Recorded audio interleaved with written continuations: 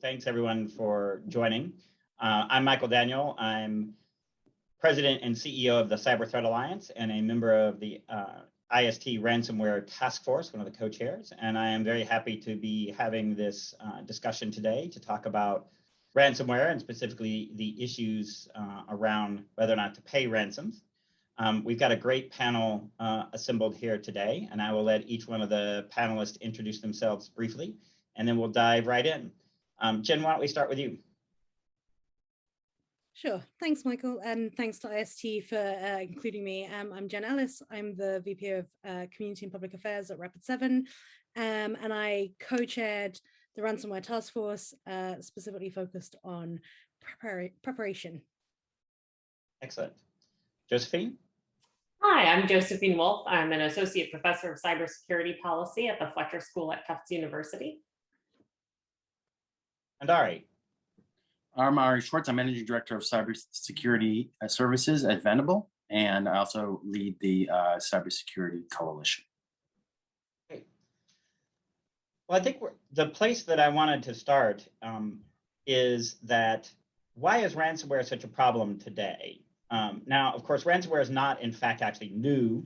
One can make an argument that you could go all the way back to the mailing of some diskettes back in 1989 as some of the first ransomware. But it sure seems to have become a much bigger problem over the last few years. So why has ransomware become such a big problem in the recent years? And I'll let anybody sort of jump in on that. I'm happy to start here. So I think that that it's a few different things. It's been growing anyway, and that's even before the pandemic. And then moving so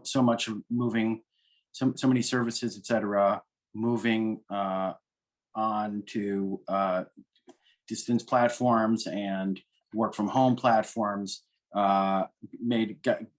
created a number of new and different types of vulnerabilities that the bad guys took advantage of and put more pressure onto and reliance onto remote systems. And then when the bad guys saw they can make a lot of money off of it, they expanded those efforts into moving towards even critical infrastructure systems, et cetera, and beyond. So at first it was a lot aimed at schools, a lot aimed at distance workforces, and now it's just everybody at this point. Yeah, I mean, I will just add, I think, and I'm not trying to be anti-crypto, but I think cryptocurrency certainly has played a role in as much as it has made it easier to get money out of this activity. So yeah, I think when you consider, I mean, I would say there is a few other factors. So like, yes, as Ari said, massively expanding attack surface, and as part of that, the increased complexity creates just lots of opportunity for attackers. And then the ability to monetize through crypto. And then I think also the existence of safe havens, nation states that either can't or won't prosecute, but have a high degree of technical infrastructure. So, you have people who have access to technical systems, and there's really no friction for them. There's no potential risk or consequence. And also there's very little requirement of having sort of like deep technical skills to get involved. You can fire off a lot of phishing emails and have success. And all you really need to know is how to put together a phishing email and have a list of people to email. In fact, that actually gets at the, one of the other questions that I wanted to explore, which is, what is the ransomware as a service business model, right? Because I think that also plays into these discussions, which is that if your image of the ransomware attacker is a guy in a hoodie living in his mother's basement, like that's not what we're talking about anymore. Out of date, yeah. It's a very out of date image. So this is very much a big business now. So I mean, Jen, you want to sort of expand on what that business model looks like? Yeah, sure, absolutely. So, I mean, as you say, like there is a ransomware market, right? There's like a sort of thriving market where, like in any other market, there'll be people who sort of make component parts or do different specialisms, and you can go and you can buy bits and pieces to go together. Ransomware as a service operates pretty much as the concept of any as a service market does, which is the idea that you are outsourcing to an organization that has much greater infrastructure and capability because they're dealing at scale than you would individually. So you basically get them to take on the technical components of whatever service it is you're looking for. Same goes to ransomware. You go to these organized crime entities that have huge botnets, they have huge digital infrastructure, and for the right price, you can basically like borrow their technical capabilities, which means, again, the degree of technical skill that you need to have to move into the ransomware market and to make money is very little. And these guys, like, they'll even handle the payments piece for you, right? So you don't even have to get your hands dirty with like messing around with any of that. They'll handle the payments, they'll take their cut. So it's making it much easier for attackers to get involved, which means the market is growing hugely, and particularly as they can realize a payday, which is, I guess what we're here to talk about, right? Is like, as long as we continue to have payments, they'll continue to see an opportunity, and we'll continue to attract more people into the market, particularly as we hit those really high numbers on payments. So there's very little friction for them to get involved. Yeah, and I think that the business model has continued to really expand over time as well. There's now a term that gets thrown around a lot when you're talking about ransomware attacks, which is double extortion. Josephine, did you want to talk a little bit about the double extortion idea? And I know Jen's got some ideas on this as well. So I think the kinds of extortion that you see happening here are, first of all, pay us money if you want your data back. And now more and more also pay us money if you don't want us to release your data. And both of those turn out to be, pretty effective, it seems, right? So even if you've got organizations that have followed all of the advice and created the backups and rehearsed getting their systems up and running off of those backups, if they're now concerned that information is going to be leaked, even if they don't necessarily need to pay to decrypt their own hard drives, that can create another incentive to pay, which we would definitely worry about as sort of counteracting a lot of the best practice security hygiene defensive advice you would give around ransomware. And I think it's also kind of interesting as a convergence with some of the, I don't know if older is the right word, but some of the forms of cybercrime that used to be much more common than ransomware, where you see kind of the data breach converging with the ransomware model. And again, being used in what I think we would have to say to give them credit is a reasonably clever way to get around all of the obstacles of having to find other criminals to sell your stolen data to, or sort of all of the things that made monetizing data breaches a little bit harder, a little bit less profitable over time. This extortion model and these variations on it that allow for criminals to say, well, fine, maybe you've already managed to get your systems back up and running without paying us, but do you really want all of your internal emails or all of your customer files or whatnot to be leaked, then allows them to sort of keep creating incentives for victims to pay. Yeah, no, I think that's, and I think that, my experience has been that, in fact, in many cases, companies are far more worried about the data extortion than they are about the business interruption. That seems to actually cause more consternation among the leadership than even getting their operations back online.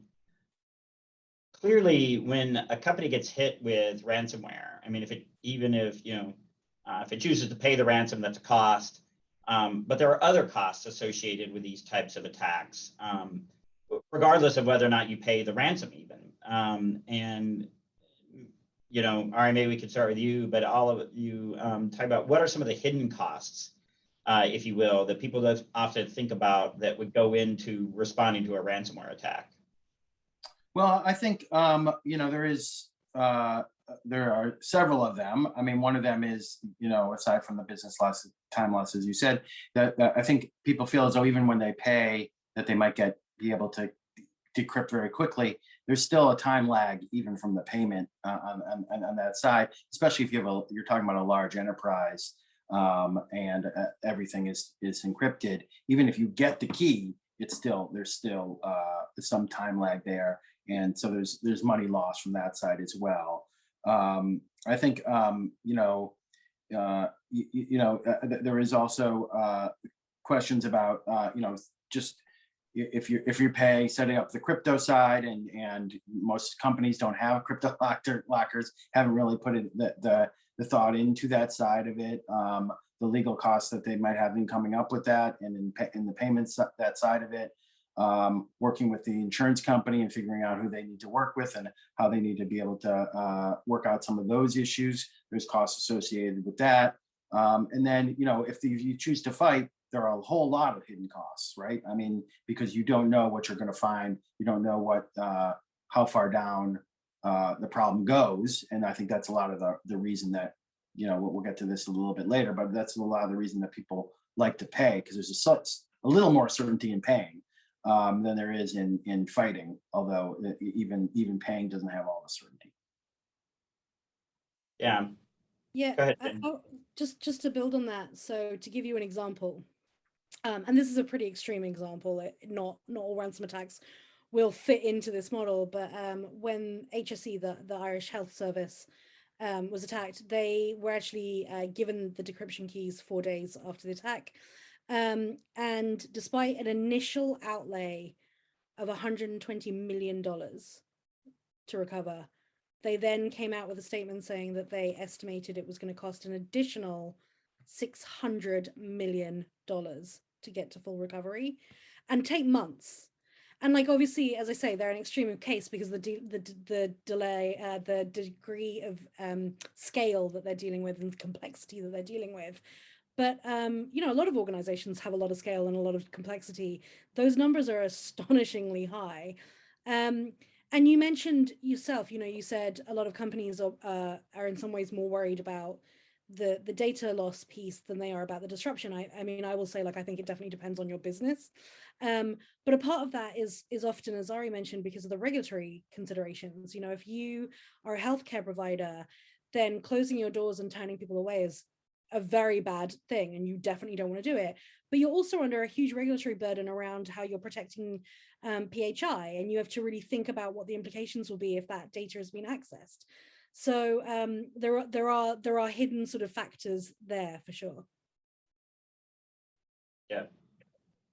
Josephine. One thing I think is kind of interesting, right? One of the headlines that really stays with me from the various stories that have been written about ransomware over the years was one that was written after the Atlanta city government was hit. And there was an article in Wired. The headline was something like Atlanta spent $2.6 million to recover from a $52,000 ransomware attack, right? And so I think when you talk about these hidden costs that you bring up, when you talk about sort of what is it you need to do, even if you pay the ransom, I would argue you're going to need to invest pretty heavily in thinking about how do we prevent this from happening again? How do we make sure that we have an incident response plan and sort of the drills and the backups needed to recover better in the future?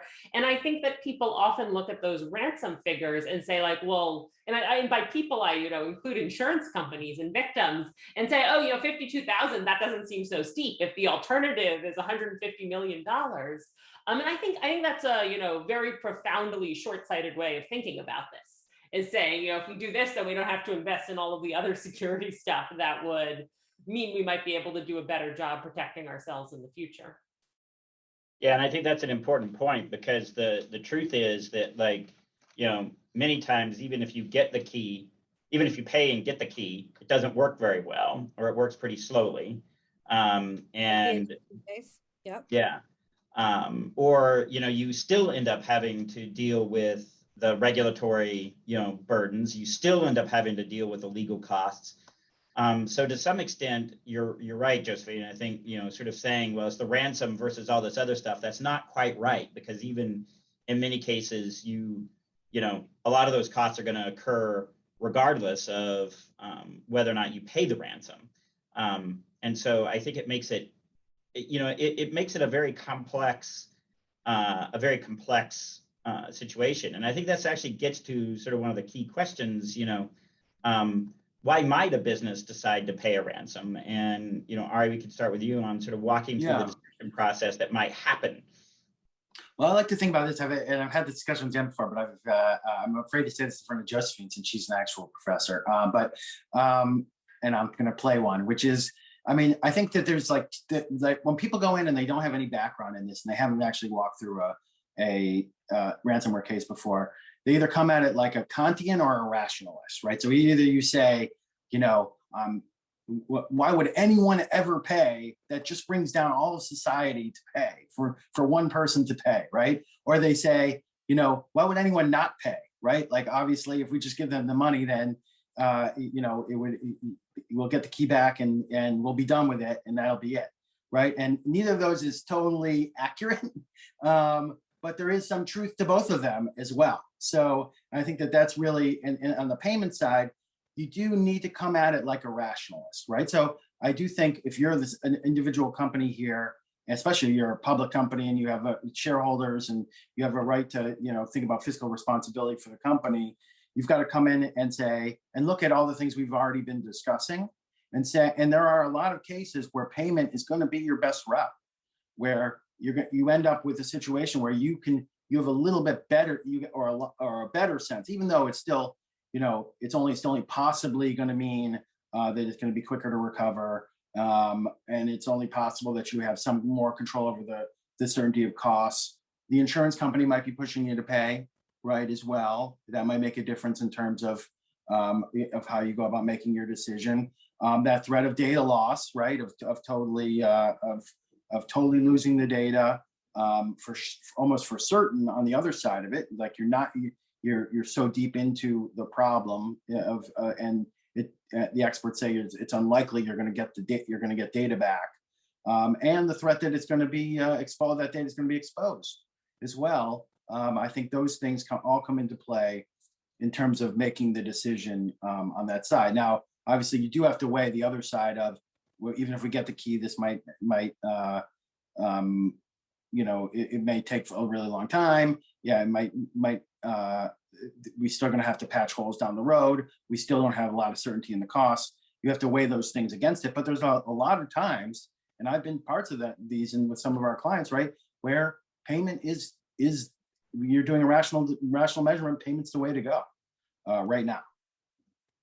Yeah, I think it's worth bearing in mind that we have a security poverty line, and there's a lot of organizations that are below that poverty line, which means that they really can't afford a lot of defense in-depth measures, and they don't, they lack the resources, the capability, and for them, a ransom incident can mean an end of business event, right? If you don't pay, you have no recourse, and there's a lot of like SMBs out there who get affected. We saw with the Kaseya attack how easy it is for them to get attacked at scale through an upstream attack, and if they can't recover their business and do so quickly, then they're done, they're sunk. And you have small businesses that have been an entire person's life for their entire career, or even through generations of the family, and they get hit by an attack. And so for them, I think the choice to pay or not pay is there isn't a choice. It is, you have to pay, because otherwise you're saying goodbye to your business. Yeah, so I know that Ari mentioned the insurance side of the equation. Josephine, sort of how does cyber insurance sort of play into this ecosystem? Yeah, I think a lot of the insurers are thinking along exactly the lines that Ari and Jen have just sketched out, of saying, look, we are going to be either on the hook to pay a claim for this ransom, which is, maybe tens of thousands of dollars, or we're going to be on the hook to pay the sort of business interruption costs or the software and hardware replacement costs. And they do a similar calculus. And they say, if we're thinking about our own costs and we're thinking about what minimizes the claims that we're dealing with, then the ransom often seems like the best way to go. And I think, Ari's absolutely right. For the individual insurers, for the individual victims, that's the obvious choice a lot of the time. I think where I see a real failing here is not on the part of the individual victims who are doing what any of us would probably do, but on the part of the policymakers who are letting that happen and who are not saying, here's a real sort of societal failing that there are no incentives for any individual to address, because individually it's, you know, as Ari says, completely rational, and are just sort of sitting back and saying, okay, I guess this is the cybercrime ecosystem now, and there's nothing we can do about it. And that I, you know, honestly, in my most emotional moments, I find really heartbreaking that's sort of where we are, and there's so much kind of laissez-faire, everybody should do whatever they want in this space. Yeah, I mean, there is an element of, you know, this is like the organized crime is like shaking down the neighborhood and goes to each store, and they don't have any choice but to, you know, pay the extortion fee. But from a public policy standpoint, that seems like a really lousy place to be, to just be like, ah, yeah, it's part of being a capitalist economy. Just got to have those, you know, mafia organizations, got to have, you know, got to pay those pirates on the high seas. That's just cost of doing business. You know, certainly that seems like a, you know, a real anathema to a, you know, to a liberal democracy to be in that situation. Even on an individual organization level, I mean, like, you're basically putting your trust in criminals that they're going to behave with honor. Yeah. I'll say for law enforcement, I think they're in a really hard position because they don't have access to a lot of information. They don't know a lot about what's going on. And as I look at the law enforcement in the United States, their decision so far seems to me to have been, we want to stay on the good side of the victims, so they'll tell us what's going on and they'll include us in their response. And again, there's no mandate to report most of these types of attacks. So if FBI wants to know anything about what's going on, they have an incentive to sort of not punish or pressure the victims in any way. But where that leads us is this very sort of treat victims like victims mentality around ransomware, where nobody's ever willing to say, don't pay the ransom. Nobody's sort of ever willing to apply any pressure in that direction from the policy side. And nobody's going to do it if the policymakers, right? They were the only people who have any incentive to sort of think about this long term and from the perspective of more than one individual victim are going to be the people in government who are sort of addressing this as a policy problem rather than as individual incident after individual incident. And I don't understand it, honestly. I mean, I do understand it in the sense that people are really worried about how to get businesses back up and running, and that's everybody's top priority. But it seems to me that it's now been going on for so long and has sort of grown to a problem of such magnitude that it's really astonishing to me how little willingness there is to sort of think about the future in this space. Yeah, so I want to drill down into some of the that sort of public versus private disconnect, right? And this is one of the more interesting things in the policy issues in this space to me, which is it is one of the areas where I have seen the greatest divergence between what would be in the long-term public interest and what is in the short-term private interest. And there is a giant disconnect there. And I think a lot of what the ransomware task force report was about and what a lot of people have been talking about is how to actually bring those two interests back into greater alignment. But as we drill into that, some of the public policy issues that are driving this is really, there's sort of that long-term policy issues, the long-term ethical concerns, policy concerns with paying ransoms. And sort of looking at that side of the equation. I mean, and Jen, you and I have talked about this in various fora, but, you know, I mean, one question to sort of ask is, you know, where do these ransom payments go? And, you know, there's a lot of money sloshing around. Yeah, there is. And I think there is there's speculation on exactly what's being done with the money. So, I mean, you know, the obvious answer is that the ransom payments go to the ransom criminals, right? I think the question is, who are those criminals and what are they really up to?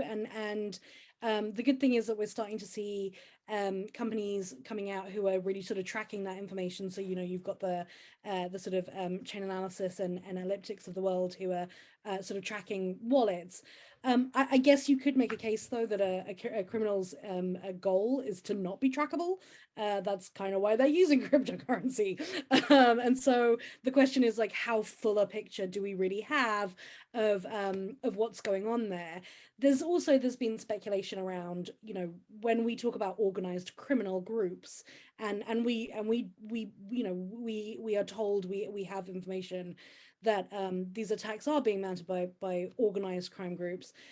So what other kind of things are they involved in? And I think there's been, you know, we've talked about the fact that I think over time the language on this has shifted a bit, but it started off with people talking about terrorism and child exploitation. And I'm increasingly actually convinced that there is no real strong link between those things. Certainly those are not particularly profit motivated activities. And I think the ransomware attackers are in it for the money for the most part. But you know, are they looking at things like trafficking, right? And we are looking for more information on that stuff. So I think, though, even without getting into the sort of like further reach and more sort of hyperbolic language, it's clear that like criminal groups are doing criminal activities and funding them, and we're not talking about small amounts of money here. I mean, you know, the Colonial breach was what, 4.4. Admittedly, they got that money back. JBS was, I think, $11 million. There's speculation that CNA was, I think, $45 million, which is just an astounding amount of money for a criminal group to get. And no wonder other people are going to look at that and say, well, I want a slice of that pie. You know, more and more attackers are going to enter the market as long as we're hitting those high numbers. So I think we still have a lot of work to do on understanding where the money goes, to be completely honest. This, you know, I think Josephine said it herself, like, there's so much we don't know. There's so much underreporting on this and so little visibility that we don't have all the information to know exactly where it's going. But it's probably not going anywhere good. I don't think we're dealing with Robin Hood here. I don't think that they're robbing the rich to feed the poor. I don't think that's happening. Yeah, I mean, even if it's just going to, you know, Lamborghinis. Yeah, and you know, yachts and you know, Right. things like that. That's still a drain on the economy, right? The legitimate economy. I was going to say, unless you make Lamborghinis. Right. Yes. You know, and even with that, right? You know, it certainly could go back into perfecting, you know, new types of ransomware and be reinvested in these capabilities. So even if you don't go as far afield as, you know, other criminal activities, they're like a business. They're going to reinvest their profits in making their business better. I think this really actually leads us kind of directly to the question that was the core premise of you know, the panel that we wanted to put together today, which is really, you know, given this disconnect, given the fact that we, as Josephine said, you know, the policymakers are the ones with the leverage. One of the key, you know, ideas that has been out there in the policy space is, you know, should governments take the step of prohibiting payments? And if so, you know, how should they do that? If not, you know, what are the other tools available? And I think we should spend the rest of our time kind of going down those different paths, sort of having set this stage of the disconnect between the long-term public interest and the short-term private interest, and really, how do you actually square that up and reduce that tension across the board? So, I mean, you know, we can start with just that question. You know, should governments enact, you know, prohibitions on payments? Who wants to jump on that grenade? I think I'll go first. I mean, I think that you know, the goal should be to prohibit, right? I mean, if you're a policymaker, I totally agree with Josephine. You have it's only going to spiral downward, right? And we've seen it happen now, and people think there's no alternative. There should be the goal of prohibiting it. Now, the problem with that, again, is, you know, you have the Colonial type case. If you prohibited it, you know, obviously prohibiting it throws the rational side of this totally in the other direction, right? If you're doing a rational balance and it being illegal to pay is suddenly there. then you're not, it's very unlikely that people are going to pay. However, it still doesn't solve the problem of when people are really in bad shape. And so you look at Colonial, people down the East Coast are not getting gas, and there's lines at the pumps, and then it's illegal to pay, and we don't have a solution for them. That's problematic. So the question is there, how do we move to a point where we have more control in place, where we have a better sense that we can help people, that there are things that people can do, that we're not going to end up in the kind of situation where those bad things happen, or we have some outlets for people to be able to exceptions in those in some particular cases where we can eventually get to the point where they're totally prohibited, but in the short term, we're prohibiting some, and we kind of ratchet that up over time. Is sort of the way that I look at it, because I do worry morally prohibition is where we should be, and it's where policymakers should be aiming at. But you do it tomorrow, and we could be all in a lot of trouble. Yeah, no, I think that's right. Jen, you want to? Yeah, I mean, I completely agree with Ari. Like, I think I might frame it slightly differently, in as much as I agree with Ari that it's the goal that we want to get to, but the answer is definitely not yet. And there's a bunch of stuff you got to do to get there. I think the challenge is, we've already talked about things like double extortion, and we talked about the impact on those below the security poverty line, and the potential for people to lose their business, and we've talked about the impact on critical infrastructure. And I think, if you wrap all of those things together, what happens is you flick the switch to turn off payments, to ban payments. You're not flicking the switch it's not like turning the light on in the kitchen and all the cockroaches scatter, right? Like, they're going to still be there going, okay, well, let's see how resolute you are on this, because again, there's no friction for us, there's no consequences, there's no risk, there's very little cost, so like, let's go to town. And in which case, what are you going to do to like upset the apple cart as much as possible, and put the odds more in your favor as an attacker? You're going to focus your efforts, you're going to become way more targeted than they are today, and you're going to focus your efforts specifically on entities that either have no tolerance for disruption because they're critical infrastructure, exactly as Ari just mentioned with Colonial, or the example I used earlier on of HSE, or you're going to focus on organizations that are below the poverty line, that are easy to hit, that have no tolerance for the recovery process, and that aren't going to risk it. They're going to pay because they've got no option. And in that situation, if you are an organization that is looking at losing your entire livelihood, and a company that's been handing down through generation, or that you built from scratch, I think you're going to really ask yourself, like, whether there's an option for you to do something else. And I'm not saying that most people will break the law. I think a very small number of people will break the law. The vast majority will stick to the law, and it will be devastating to the economy and to them individually. But for those who do consider going that route, and will make a payment, they've then put themselves in the pocket of an attacker. They've proven a willingness to pay, an ability to pay, and they've now made themselves indebted in terms of the knowledge the attacker has about them. So, talk about double extortion. That's your new form of double extortion right there. So I think it becomes really dangerous if we can't figure out how to create a transition path that handles these aspects. And then I think just one other element to talk about, I think, there's a human element here where we who operate in security, who talk about this topic all the time, we have empathy for the issues, but we talk about them on a very theoretical level.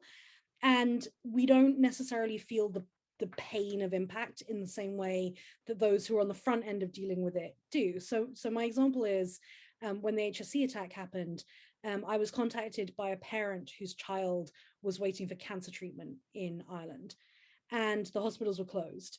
And the individual said, I will remortgage my house if it means that I can help pay the ransom. How do you message to people like that, we're banning ransom payments? You have to think about like how this is going to impact people like that, and how they're going to understand the dynamics of the situation.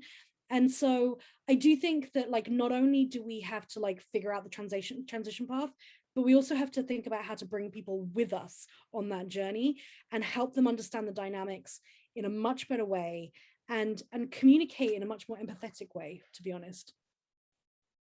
Yeah, and I think what I have been emphasizing very much in my communications is that if you think that prohibiting a payment prohibition is like the Staples easy button for ransomware, like that is just not the case, right? That it is a policy tool, but it is far from the only policy tool that that you need. And in fact, as Ari said, sort of trying to use that policy tool tomorrow would probably backfire for the reasons that you just said, Jen. And so, in fact, it actually needs to be, if you're going to go down that path, you really have to put it into a much broader policy context and talk about all the other things that you actually need to do.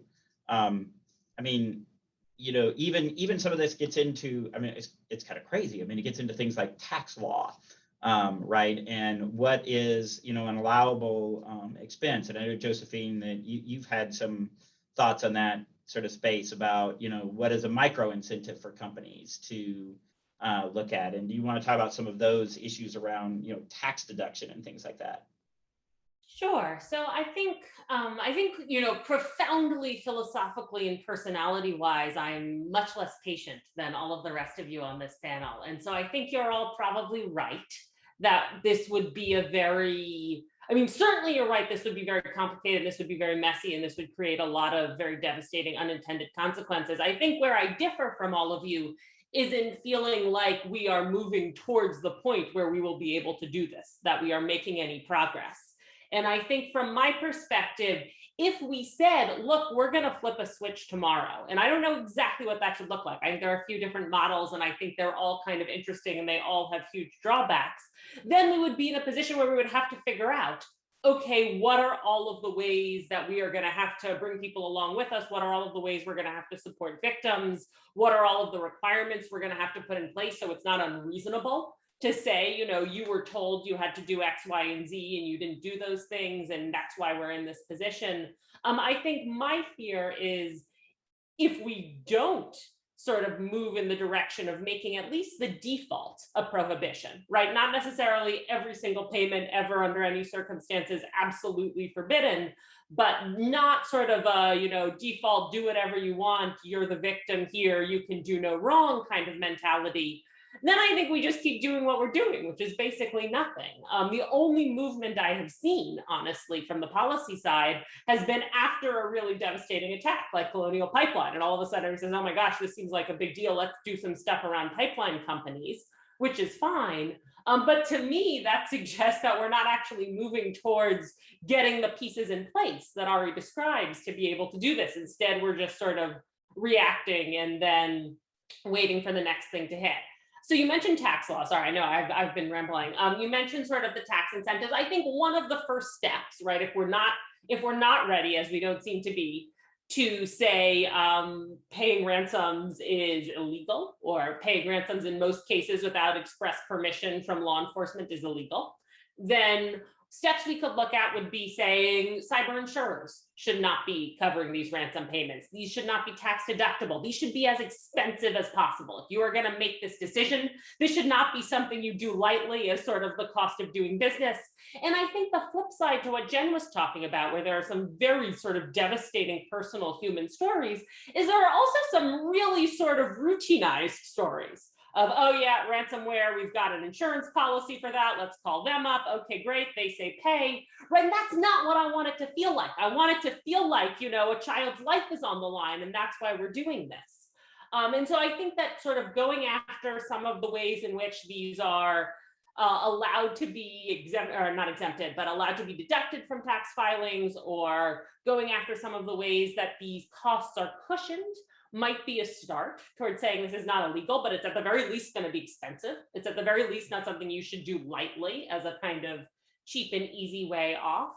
And I think I honestly don't know that that would make any difference. I don't know how expensive it would have to be. I think the other thing that we always have to say, and we've sort of hinted at it, is I have no idea what the impact of any of these policies would be, right? I think that if, as Jen says, you are able to sort of drive down the number of people who are paying ransoms to a very small number, because most people don't want to break the law, that could have a really positive impact. It could also mean that all of the criminals discover, more difficult and complicated and devastating forms of cybercrime as well. So I think whatever is done on the policy side has to be done in the spirit of, we're going to try this, we're going to pay really close attention to how it goes, and we're going to keep iterating and sort of figuring out whether this is actually having the impacts we want it to.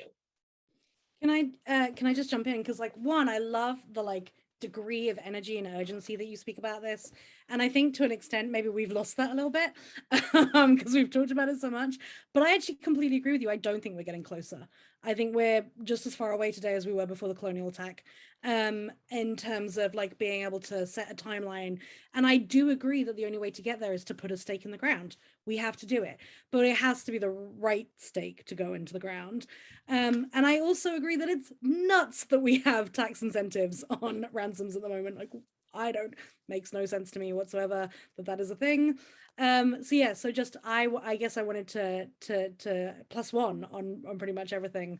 But I also do think that the one thing I'll disagree on is this idea that you can have a baseline prohibition and then have exemptions or exceptions. I think all that does is it makes the exceptions into targets. And so you have to figure out how would you manage that? One of the ideas that came out of the Respond group, which Michael co-chaired, was the idea of the government providing this sort of safety net, having a fund to support organizations, not to pay ransom, but to recover. I think the problem with that, and I love it, and I was really supportive of the idea, and I think it was a great idea. I think it actually might have been Ari that suggested it originally, but I really love the idea. But my one question that I have, well, I actually have two questions. So one is, what do you do about everybody that doesn't qualify for the fund? Because you've got to have some criteria, right? Some choice, and you can't fund everybody, particularly in a country that's not the US. In the US, it's hard, but at least the US has relatively deep pockets, but also a lot of companies. But what do you do in other countries, and the companies that don't meet the criteria? And the second thing is, what do you do about entities that have no tolerance for recovery time? This is the problem, is if you are saying we're not going to pay the ransom, we're just going to do recovery, what do you do about a hospital? How do you get the doors open as quickly as possible? And I don't think we have answers to those questions yet. So we have an idea of what steps forward look like, but we keep hitting roadblocks in how to make it practical, which is not my way of saying that we should give up and go home. It just means that we need to keep the pressure on, exactly as you're saying, Josephine. We have to keep moving and focusing on this and asking these questions and figuring out answers to them and trying to put stakes on the ground of when we want to try and achieve some of these outcomes. I think that's the only way forward. Well, I generally agree with both Josephine and both Josephine and Jen said. I do slightly would put it slightly differently, and maybe this is an area of disagreement in that I do worry that a lot of the discussion post-colonial went to this question of, oh, we should ban payments or we should not ban payments. And if that's all the discussion is, then you raise the issue of the Irish mom that Jen was talking about, and the whole thing goes away, right? And I think that the task force actually did improve the discussion. That's the only thing that has gotten better about the discussion, is the task force's recommendations, which happen to come out exactly at the same time as colonial, not coincidentally. And I think that lays out some steps you can take to move us in the right direction. And we do see some of that being picked up. I mean, I like the idea of that you have to report when you pay a ransom, right? Because I think that being able to keep it secret that you paid, being able to keep it secret that you didn't pay, sort of weighs off against each other in the rational decision making. But if you end up having to say to report that you've paid, then that sort of weighs, that's similar to the threat of, oh, we're going to make it public that this has happened if you don't pay us, from the bad guy side. So I think that there is some, I think that's the levers like that, like the tax incentives, et cetera, that get us to the point where we can start to say, oh, here's the end date by which we're going to ban all payments, and we have these other exemptions for you to get out the door. But if we start with the, pay or don't pay, we're just going to end up in that debate that doesn't get us anywhere for a while. And I'm concerned about that. So I do like the idea of saying, yeah, we need to do that. No one's disagreeing with that, but these incremental things need to come in place first.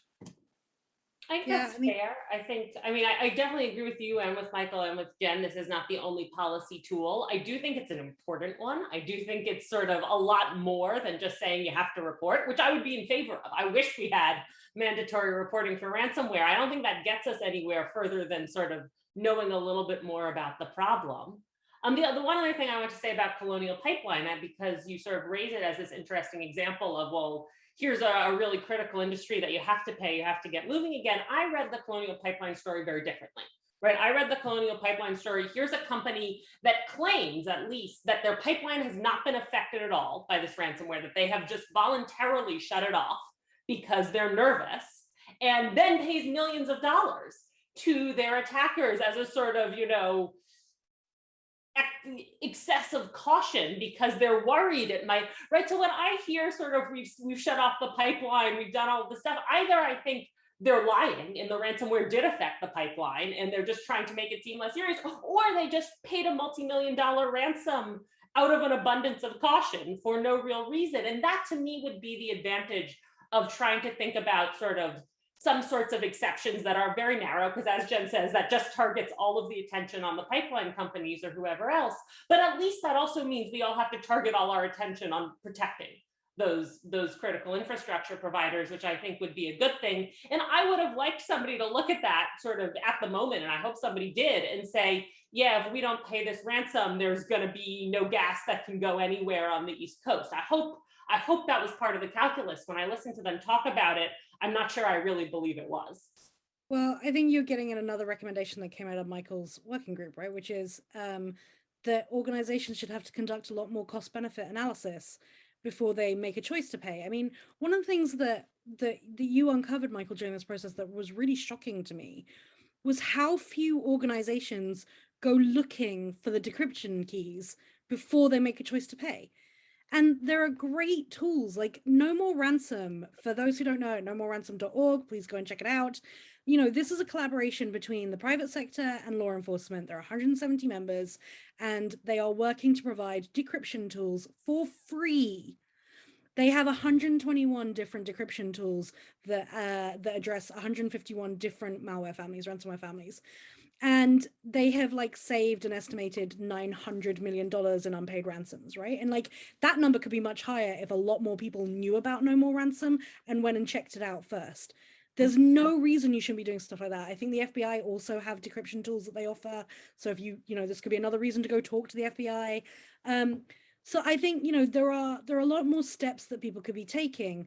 I also wish that we had so much more transparency, right?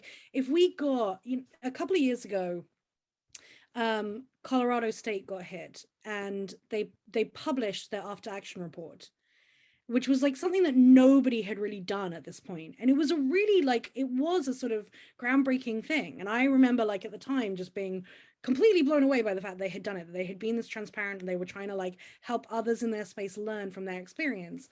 If we got an after action report from Colonial that really explained the ins and outs, we'd have a much better understanding of why they felt payment was really justified. And so I wonder in situations like that, actually, we were talking about this morning, was did they pay because they felt like they had no option, or did they pay because they felt that their customers would not have tolerance for them refusing to pay? Those are two totally different things. Yep. Very much so. Very much so. And I think it gets at this issue, right, of expanding those policy options. I mean, Josephine, you raised a point earlier about, will the criminals also go figure something else out to do? I mean, Jen and I have often talked about this of, they if we do make ransomware a less profitable business, they will go figure something else out. And so that's why, to some degree, a lot of this has to be investment at the front end, right? Of one of the things we have to do as a society is say, this kind of situation and being able to be held at risk, whether by nation states or criminals in cyberspace, is crazy, right? We cannot sustain that as a society. And so therefore we have to invest much more in our cybersecurity up front.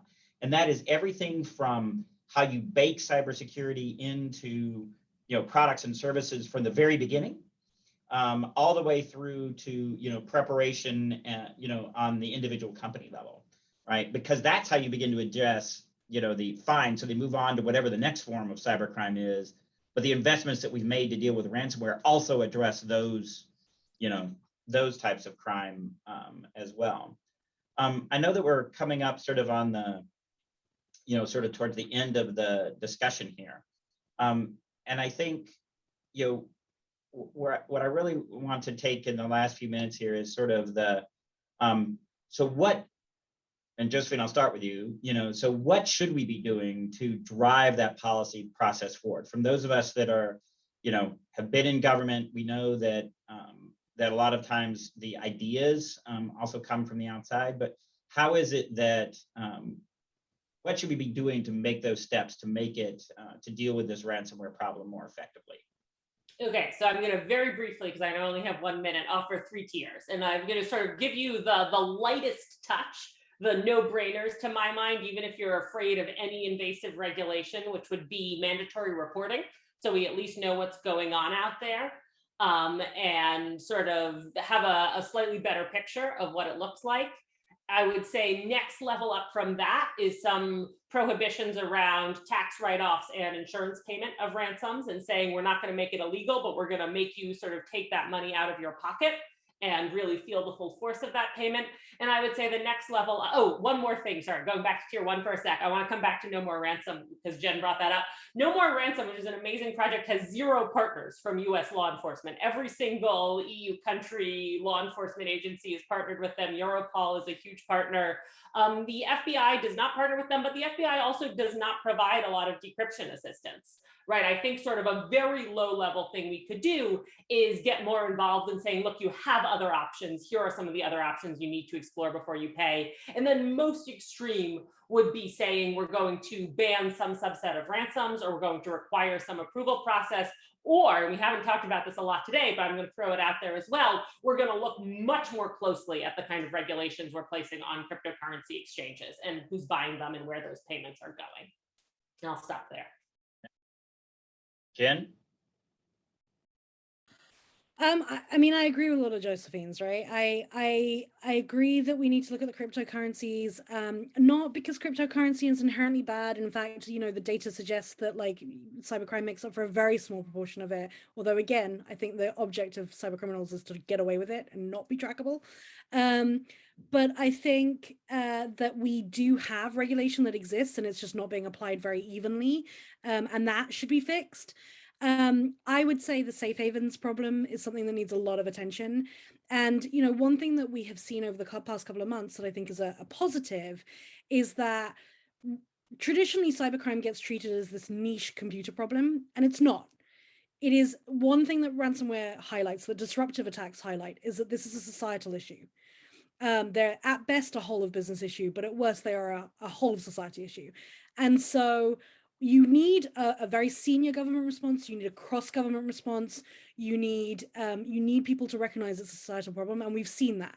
Colonial, HSE, JBS, these all helped us to move that forward. And so we are seeing, we've seen President Biden talk about ransomware a number of times this year, which is astonishing. So we need momentum off the back of that. That needs to continue. The G7 put out a communique saying they were going to tackle safe havens. What does that mean? We would like to see more information on that, please, and more activity on that. So I think those are probably the biggest things that I would come up with. And I think, you know, we need to do more to help organizations understand what prevention looks like and how to do it in a real pragmatic way. And also whether we can move upstream to try and help the smaller organizations at scale. So, you know, looking at MSPs, that kind of thing. Absolutely. All right. I think you generally covered it. I was going to make the comment to Josephine's list that Jen made, which is that I think the cryptocurrency piece alone has a scale of, you know, she put it in the kind of the harsh piece of like the harder piece to do, harder policy piece to do. But I don't think that's necessarily true. I think that as Jen said, enforcing existing regulations, enforcing existing law evenly on cryptocurrency isn't as easy a thing to do as reporting, and should be in that lower category. But we might want to think about doing more too. And so I would say there's probably in each of those rungs that Josephine laid out, there's probably a crypto, and it's laid out to some degree in the ransomware report, although they don't, you know, put an order on it that way. But I think there could be things that are done in that way. But I do think starting with enforcing existing rules would make a difference. It's not going to solve the problem overnight, but will help us to track and do a better job in that front. So I would put that lower. But other than that, I totally agree with what Jen and Josephine said in terms of the actions that could be taken. So. And I realized I missed an opportunity because what I should have said is everything that's in the task force report. Absolutely. I mean, I think that as we close out this, I just want to thank you for taking the time to join the discussion today. I think one thing that is very clear is that we should really have, and I will draw out what Jen said, this is a public policy issue. And that means that it is not just a technical nerd thing for the computer nerds to go deal with, right? It is a public policy matter that everyone should be involved with, and we should be having these debates. These are political decisions in the best sense of that word, that they're about policy for the society as a whole.